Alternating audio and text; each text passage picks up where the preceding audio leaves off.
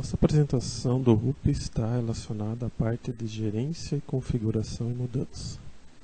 A nossa equipe é formada por José Victor, Luiz, Maicon e Tiago. Gerência de configuração e mudança. Tornar mais produtivo e diminuir os erros dos processos é a grande definição da gerência de configuração e mudança. Como deve ser montado, disponibilizado os produtos e como rastrear as mudanças que ocorreram no processo. Aqui temos um exemplo de um problema que ocorreu no foguete Ariane 5.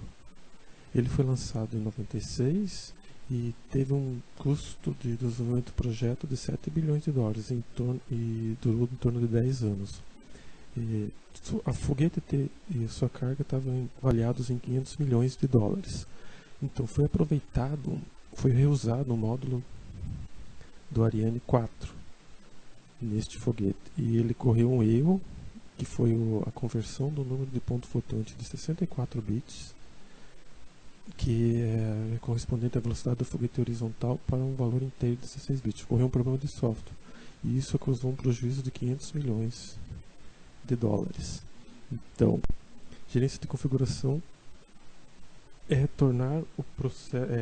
ter o processo mais confiável, ter melhor controle e evitar essas falhas ao longo do tempo. Então aqui temos um exemplo de slide que mostra a linha do tempo do projeto e você pode ver que pode ocorrer vários tipos de problemas, erro, caso de uso, código fantasma. Então a importância da configuração e mudança.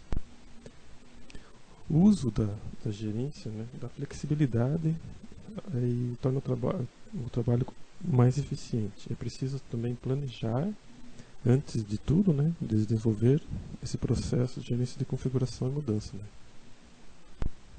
Ao longo do teste das pesquisas, a gente encontrou algumas terminologias relacionadas a esse gerência de configuração e mudança, como Workspace, Build, Release, Codeline, Tag, Bench e Merge. Vamos falar um pouquinho de cada uma do que representa. O Workspace, por exemplo, é o espaço onde o desenvolvedor mantém todos os componentes. Então, necessários para realizar uma tarefa. Daí você consegue, através de políticas, deixar tudo que é envolvido em um determinado projeto num determinado lugar, para não se perder. A baseline, ele especifica que o produto já foi aceito e revisado. Então ele gera uma base para os outros passos que virão adiante do processo. Então ele só se torna item de configuração depois uma baseline é gerada. Aqui temos um exemplo onde mostra cada quadradinho, retângulo ali é uma baseline. Por exemplo, tem o verde, o azul e o amarelo. Então ao longo do tempo ela vai evoluindo. Então a verde gerou a baseline para o azul e o azul está gerando a baseline para o amarelo. Build. Ele representa uma versão ainda incompleta do sistema em desenvolvimento. Por exemplo, você não apresenta limitações, e é o local onde que você faz a integração das funcionalidades. Você pode pôr alguma coisa, retirar, para ver como é que funciona. E aí está tudo relacionado ao código-fonte, documentação, arquivos de configuração e a base de dados também do seu projeto. Release. Isso é uma entrega ainda ao cliente de um conjunto de artefatos já gerado numa baseline do produto. Então, no caso de um software, por exemplo, supostamente ele deve estar já testado e sem erros, e uma versão do sistema validada após os testes. Então você já fez todos os testes, verificou se tem algum problema e vai entregar para o cliente para ele fazer alguns testes também. Então garantir que foram testados corretamente e aceitos e disponíveis na nova base de dados. Geralmente é interativo, e gera mais um release conforme vão sendo feitos os testes. Codeline é um conjunto de arquivos, de artefatos que integram algum componente quando muda ao longo do tempo. Então, o Codeline possui as revisões dos artefatos ao longo do caminho evolutivo. Aqui temos um exemplo de um Codeline. Então, você tem duas linhas de processo. Você consegue ver que a linha 1 do desenvolvimento do projeto ou do software gerou uma versão. A linha 2 também gerou uma versão, então você já tem um codeline na versão 1.0. Depois, ao longo da evolução do processo, você tem uma versão 2, esse também já teve uma versão 2, você gera uma versão 2 dos processos que estão seguindo o fluxo, né? E daí começa a desenvolver e assim por diante. Tag. Identificações relacionadas ao conjunto de arquivos. Então você tem vários arquivos em lugares diferentes. Você quer mapear e verificar qual arquivo está relacionado com o outro. Então ele pode estar em diretórios diferentes, né? E é normalmente empregado para identificar projetos e todos os arquivos relacionados ao mesmo. Identificar a versão do projeto, build, release e os outros arquivos relacionados. Aqui temos um exemplo, por exemplo, tem a matriz e elas têm os arquivos relacionados A e B, e dessa matriz saem subconjuntos, por exemplo, C e D, e outro subconjunto 2, E e F. Daí nós temos a tag 2, que relaciona este arquivo e este arquivo, então ela identifica que esses arquivos estão todos relacionados. E a tag 1, que relaciona este arquivo e este arquivo, que representa identifica que eles também estão relacionados. Branch. Ele é como se fosse um braço de uma versão do codeline, que inicia na versão central e voa independente dos outros. Criação de fluxo alternativo para atualização de versões e itens de configuração. Ele é como se fosse uma parte do processo, né? Ele fica parte do processo. E isso deve existir regras para criar, né? Qual o motivo de criar isso? Você vai fazer um teste, você vai fazer uma atualização, você vai criar um novo teste que vai fora do especificado, que também deve gerar os passos que devem ser realizados e retornar ao processo principal. Vai retornar? Não vai? Aqui temos um exemplo. Então temos as duas linhas do processo, né? Seguindo normalmente as atualizações, versões. E a partir desse aqui sai um braço independente dos outros que vai gerando uma outra linha que é totalmente independente. Ela pode ou não voltar ao processo principal da linha 1 ou pode ficar independente para algum outro tipo de teste que queira se realizar. Então, daqui é um exemplo do branch. O mesh é o acoplamento entre as mudanças realizadas em codeline para outra. Então ele faz o acoplamento de todas as mudanças que ocorreram dos itens, né? É o mesmo item, e o mesmo item agrupa as diferentes versões de configurações, né? Está tudo o que está relacionado a esse item, né? Todas as configurações, e agrupa itens de configuração de um branch ou de configurações do fluxo principal, né? Ele faz toda ver que tudo que está relacionado a esse item, né? E faz as verificações e as atualizações necessárias, né, para fazer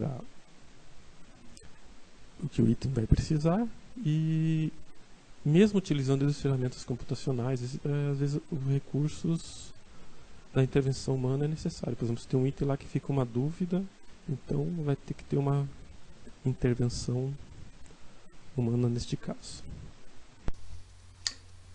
Olá, colegas, professor. Meu nome é José Victor e vou falar-lhes sobre a gerência de mudanças. O que é a gerência de mudanças? Bom, ela é o processo de avaliar, coordenar e decidir sobre mudanças propostas a itens de configuração. Isso requer dizer que somente mudanças avaliadas e aprovadas serão implementadas aos itens e documentadas. Quais os objetivos da gerência de mudanças? Primeiramente, é garantir que os artefatos do sistema alcancem e mantenham uma estrutura a qual foi definida pela gerência de configurações, através de todo o seu ciclo de vida. também de definir procedimentos e uma documentação necessária para realizar e avaliar estas modificações propostas. Ela provê mecanismos para conduzir essas mudanças de uma maneira controlada. Quais os benefícios que ela nos proporciona?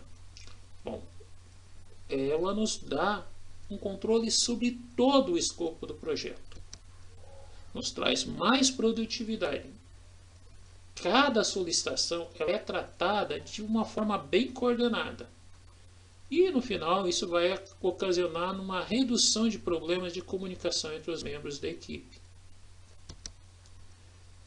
O resultado final será mais qualidade, uma vez que cada mudança proporcionada, antes de ser implementada, ela vai ter toda uma avaliação de impacto. Ou seja, se essa mudança ela realmente vai trazer melhorias ao projeto, se ela não vai impactar em custo ou prazo de andamento do projeto. E ela também gera dados para acompanhamento do projeto, para se fazer um rastreamento, para se levantar informações e proporcionar avaliações finais sobre essas mudanças e se elas atingiram seus objetivos ou não.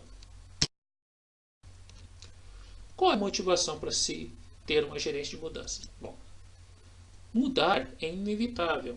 Nosso mundo ele vive constantes mudanças. A tecnologia evolui.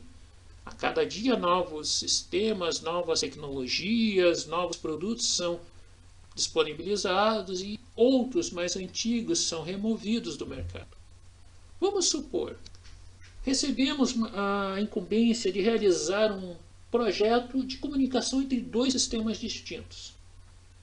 Na concepção inicial desse projeto, durante a fase de avaliação, foi definido que esse projeto iria contar com um dispositivo de comunicação fornecido por um determinado fabricante.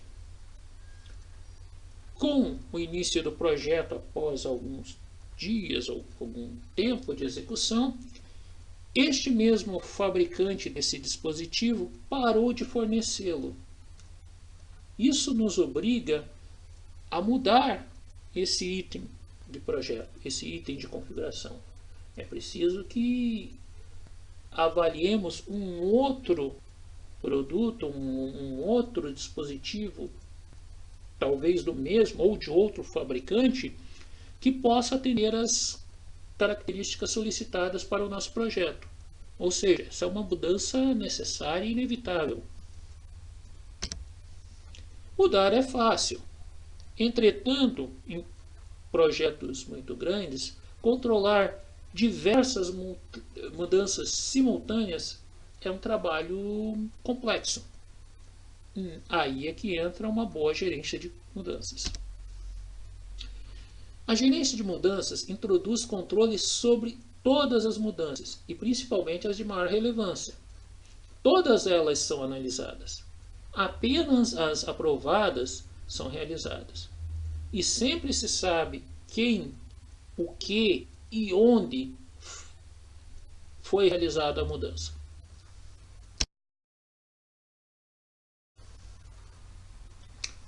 Neste processo de gerência de mudanças, é preciso definir um documento padrão para a solicitação de mudanças. Esse documento se chama, logicamente, solicitação de mudança, SM, ou Change Request, em inglês, CR. Ela é submetida ao CCB, Change Control Board, ou CCM, Comitê de Controle de Mudanças. Este comitê recebe a autoridade para decidir se uma mudança será ou não implementada. O processo é necessário para garantir que apenas as mudanças aprovadas, ou seja, aquelas que tiveram seu impacto avaliados, são realizados aos itens de configuração. Que informações deve conter esta solicitação de mudanças? Ela deve conter uma identificação única, que identifica o documento relacionado a determinada mudança. O solicitante, a pessoa que percebeu a necessidade de mudança e, portanto, realizou essa solicitação. O sistema ou projeto a que pertence, em que vai ser implementada essa mudança. O item que será modificado. A classificação dessa mudança, se ela é uma mudança de melhoria, correção de defeito ou outra que vem ao caso. A prioridade, se ela é uma mudança urgente, que requer atenção imediata, se ela é uma mudança normal, ou se é uma mudança que pode ter sua implementação atrasada. A descrição da mudança em si e, por final, a situação em que ela se encontra. Se ela é uma nova mudança, se é uma mudança nova atribuída, se é uma mudança finalizada, verificada ou fechada. Quais são as características do Comitê de Controle de Mudanças? Bom, ele deve ter comissão multidisciplinar, ou seja, deve ser formado por stakeholders, representantes do cliente, do arquiteto, do gerente de mudanças ou do SQA. SQA é o Soft Quality Assurance, aplicado a projetos de software, que significa garantia de qualidade em sistemas. Os profissionais que compõem o CCB precisam ter boa habilidade de comunicação e negociação, uma vez que essas pessoas que compõem o CCB representam diversos interessados no projeto. Logo, elas têm uma percepção diferente do impacto de mudanças neste projeto. Logo, para se chegar a uma decisão final, elas precisam ter capacidade de negociação, saber ceder, saber chegar a um ponto de consenso para que uma mudança atinja os seus interesses. Ela pode apresentar uma estrutura hierárquica, dependendo da quantidade de stakeholders e sistemas envolvidos. Ou seja, define-se quem tem um voto de maior peso na decisão dessas mudanças. Análise de impacto. Mudanças de grande impacto devem ser comunicadas a todos os stakeholders envolvidos. Será feita uma análise de custo-benefício produzida por cada um desses stakeholders e definida uma priorização de mudanças. Mudanças podem ser rejeitadas se o CCB perceber que o impacto será maior do que o benefício proporcionado. Por questões de eficiência, algumas solicitações de mudanças podem ser agrupadas por temas, subsistemas ou área de negócio. Bom, pessoal, agora vamos falar um pouco sobre as etapas básicas do processo de gerência de mudanças. Quando a gente fala em etapas básicas, é mais no sentido de que várias empresas podem adotar outras etapas além dessas, outras verificações ou até mesmo pular algumas etapas. Mas essas que vamos apresentar, digamos que são as básicas e as mais necessárias para serem cumpridas.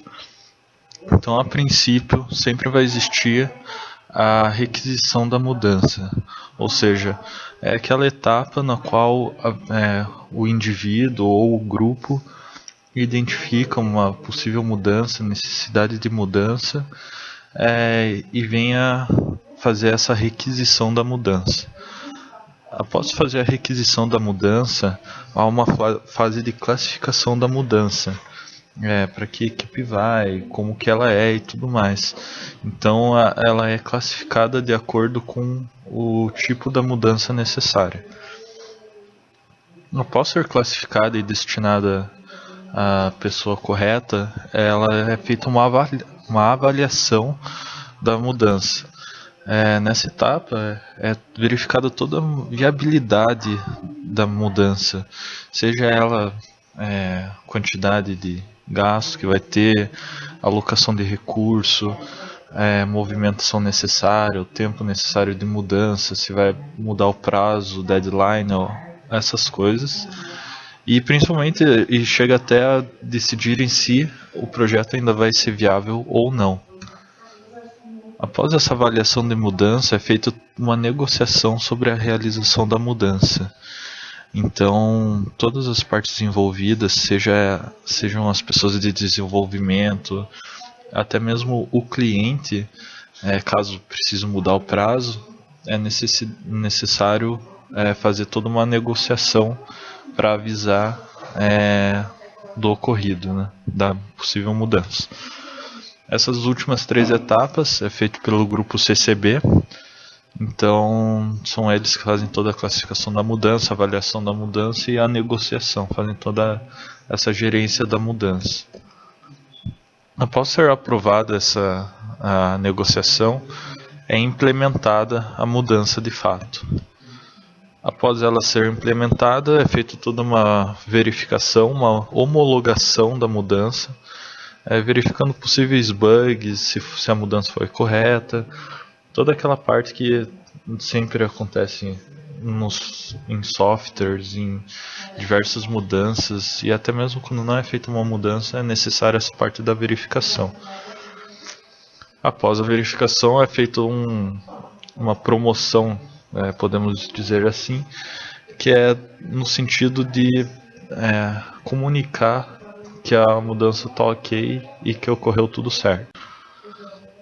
Bom, como todos sabem, nas empresas nos dias atuais, há muitas mudanças que realmente não há prazo, não há tempo necessário para percorrer todas aquelas etapas apresentadas anteriormente. Então, chamamos aqui de correções emergenciais, são aquelas que, por N motivos, seja de prazo, seja de que ela é muito prejudicial, que não ocorreu um bug no sistema e travou tudo e não tem, sei lá, uma empresa usar o sistema, então precisa ser alterado emergencialmente, algumas etapas são puladas. Então, aqui, como eu disse, devido à falta de tempo, até mesmo a escolha de um cargo superior, não é feito todas as etapas. Aqui eu coloquei que os defeitos não são normalmente tratados pelo CCB, somente em casos que há envolvimento relativo ao escopo do projeto. Então, defeitos dificilmente seguem aquelas etapas. Porém, eu coloquei aqui que é muito importante seguir aquelas etapas.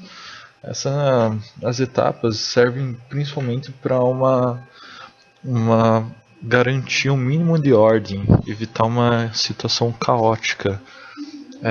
Pois, pensando na parte da mudança, futuramente ela pode ser consultada, pode ser necessária os dados que aconteceram, o porquê que é necessário documentar.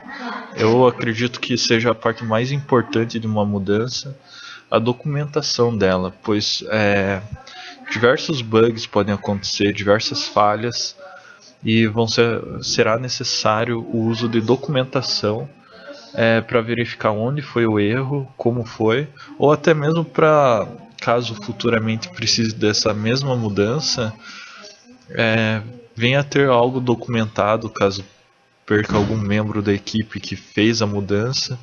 Então vai estar tudo documentado, vai ser necessário algum dia, e caso precise vai estar acrescentar alguma coisa, desfazer alguma correção feita, vai estar tudo documentado e será facilmente revisado. Bom, aqui pessoal temos alguns exemplos de status de defeitos. Então, vários defeitos são atribuídos às pessoas, é necessário colocar uma tabela de organização durante a mudança. Então, há casos que a mudança foi reaberta, foi aceita, foi reatribuída a outra pessoa. ou então é um novo bug, uma nova mudança. Então é necessário colocar o estado atual, o que aconteceu e o próximo estado. Bom, aqui tem Release Notes. São os é uma forma organizacional para facilitar as futuras consultas das mudanças, né? Então, aqui é um exemplo simples e básico que colocamos à esquerda a parte da identificação numerada da mudança e brevemente descrito na direita uma descrição do problema. Então, num banco de dados ou até mesmo num documento avulso, é feita uma tabela com todas as mudanças, identificações, outros campos, né, possíveis de colocar quem fez, qual que era o objetivo, prazos. Então é interessante colocar um release notes bem completo para futuras verificações. Releases internos utilizados de forma efetiva como ferramenta de gestão de projetos. Então acaba facilitando muito na hora de criar o projeto e finalizar ele. Bom, eu vou apresentar agora algumas ferramentas de apoio à gerência de configuração. Primeiramente, ferramenta de controle de versões. Aqui eu dei o exemplo do CVC. Controle de versões serve para caso durante uma mudança, algo nesse sentido, o documento na rede pode ser alterado por várias pessoas ao mesmo tempo, sem afetar a estrutura, digamos assim. Numa mudança do código de um software, várias pessoas são envolvidas, cada uma precisa alterar uma parte do código. Caso uma pessoa mude uma parte do código e salve, a outra pessoa não poderia, sem utilizar esses controles de versões, estar utilizando ao mesmo tempo e modificando a outra parte que ela seria responsável. Então, ferramentas de controle de versões servem para organizar e auxiliar o trabalho de várias pessoas ao mesmo tempo no mesmo arquivo. Ferramenta de geração de builds, elas parecem simples, bom dia. Elas servem para automatizar a geração de builds. Então, atualmente a geração de builds é muito simples. Então, ela é muito simples em relação a ser uma geração de builds manuais, normalmente. Então, essa ferramenta visa automatizar esse processo de geração de builds. Como exemplo, eu coloquei aqui o Ant. Temos também a ferramenta de gestão de solicitação de mudanças. Eu trouxe aqui o Bugzilla. Essa ferramenta serve para automatizar o processo de submissão e gestão de solicitação de mudanças. Visando uma empresa muito grande, há muitas solicitações de mudanças em um curto período de tempo. Então é muito necessária a utilização dessas ferramentas para auxiliar a gestão. A seguir eu coloquei um case de sucesso utilizando o software Gaia na Ambev. Então aqui eu coloquei alguns builds que foram feitos utilizando essa ferramenta de apoio à configuração, gerência de configuração, né? Nesse case de sucesso do software Gaia, eu quero salientar, quero dar um foco maior entre todos esses tópicos. Eu quero colocar principalmente a parte do fluxo de aprovações naturais das solicitações de mudança, total controle nas alterações. Então, foi aquilo que comentamos no início, que é necessário prosseguir etapa por etapa das mudanças, e com esse software foi possível a aprovação natural e o total controle das alterações. Também houve 50% das manutenções dos sistemas e 80% das manutenções emergenciais. Ou seja, Isso foi devido ao fato de estar tudo documentado, um total controle do fluxo de solicitações de mudanças e configurações, e, e tudo isso é e tudo isso possível graças ao controle, evitando bugs, evitando contratempos e tendo mostrando para todo mundo de uma forma clara todas as etapas de mudança, tudo que aconteceu durante a mudança, todas as configurações necessárias, tudo de forma documentada e clara para que todos pudessem ver. Então, pensando aqui na Ambev, uma empresa de grande porte, essa redução de manutenção de sistemas e manutenções emergenciais causa um impacto gigantesco, tanto em pessoas como em próprios problemas e pausas na produção, impacto gigante na produção devido a essas mudanças emergenciais. Então, ferramentas de apoio da gerência de configurações podem parecer simples, mas falando um pouco da fase da disciplina, a fase de desenvolvimento com as outras disciplinas tem uma maior concentração na fase de concepção.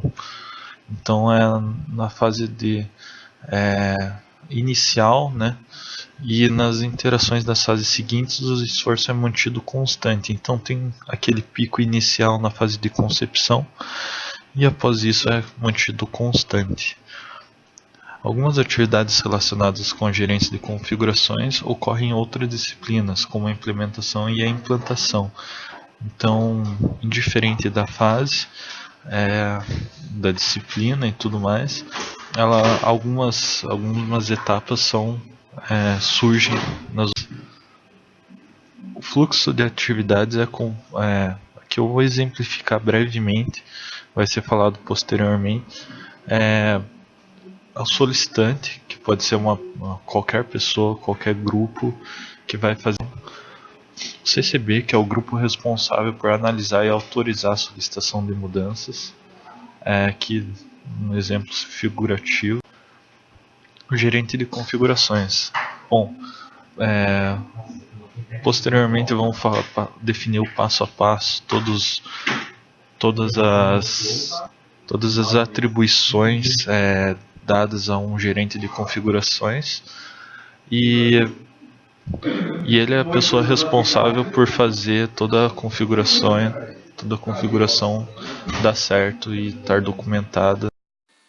Olá pessoal, a gente vai terminar aqui então a nossa apresentação falando um pouco a respeito do fluxo de gerência de configuração do RUP, né? Quando nós falamos a respeito de gerência de mudanças, a gerência de mudanças, ela, em base assim, ela vem tentar fazer com que as mudanças de um projeto ocorram da forma menos traumática possível. A gerência de configuração, ela vem fazer toda a documentação desse processo, vem trazer algumas definições de ferramentas para que a gente possa executar essa gerência de mudanças. Então, o que a gerência de configuração ela procura responder? O que ela traz de benefício para o gerente de projetos, né? Ela procura responder, né, documentar. Quando houve uma mudança, ela procura documentar o que mudou no projeto. Quando foi que houve essa mudança?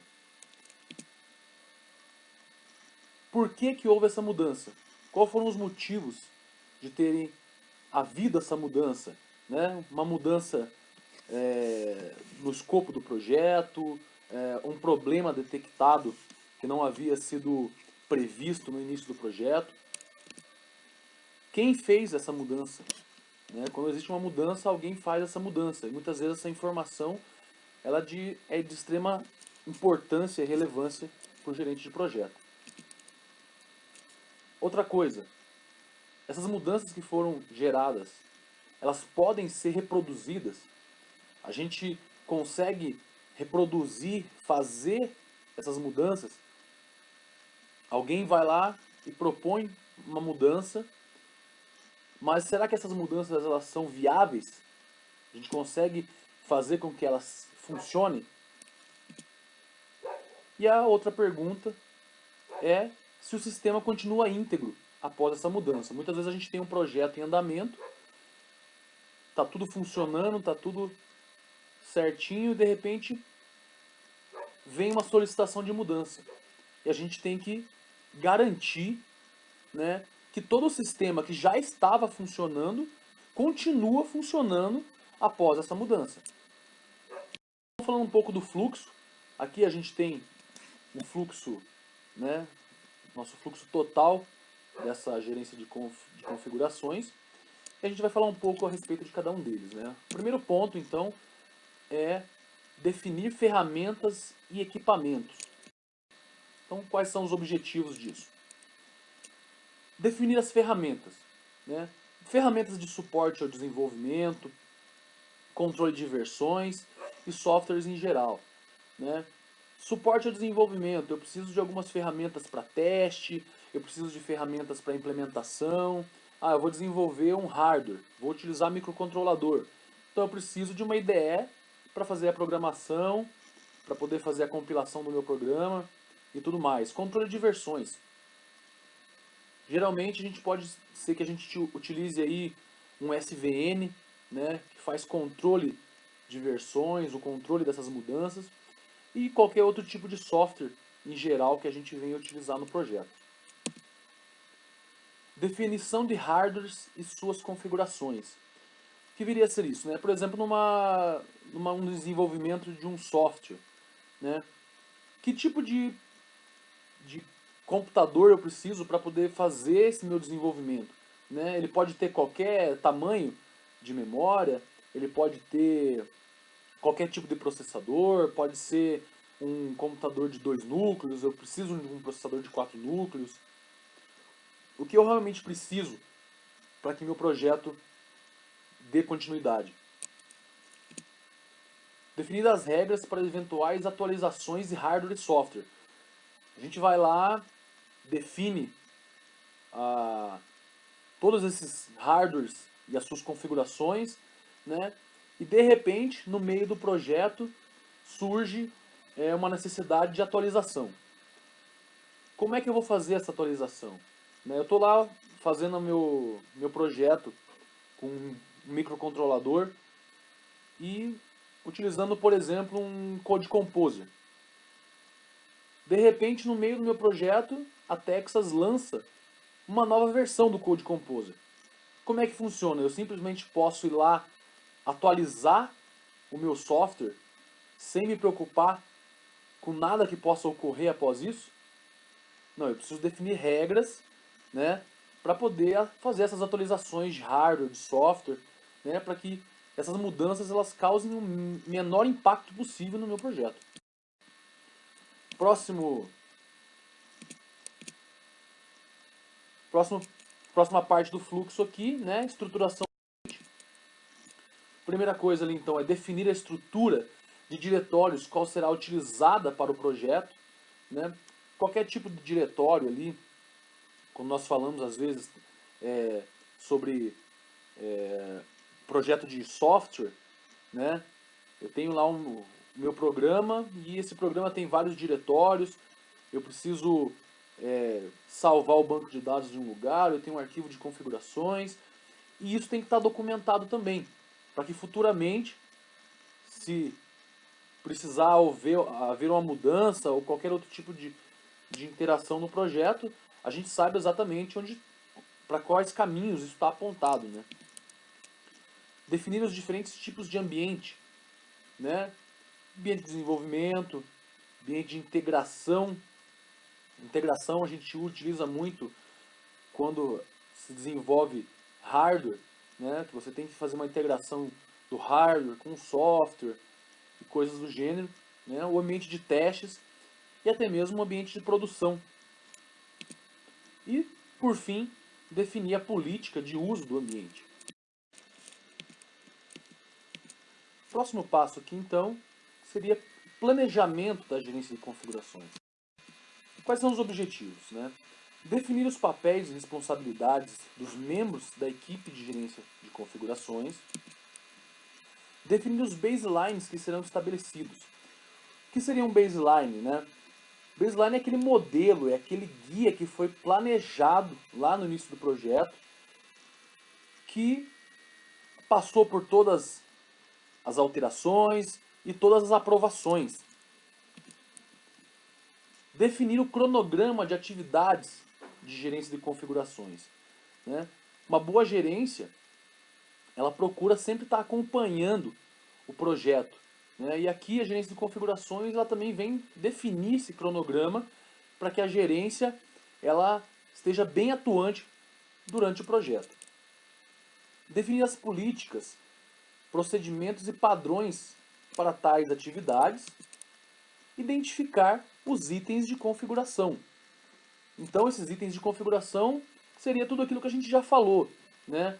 Identificar o que a gente precisa documentar do hardware, do software, das ferramentas de controle de versão, ferramentas de teste e tudo mais. Próximo passo, então, é implantar e administrar o ambiente. Quais são os objetivos? Implantar o ambiente definido na atividade anterior, né, que era a parte de planejar o gerenciamento. Agora, na verdade, a gente está falando da parte realmente de implementar tudo aquilo que foi planejado. Gerenciar a utilização de tal ambiente de acordo com as normas propostas, né, pelas auditorias. Avaliar e revisar esse ambiente.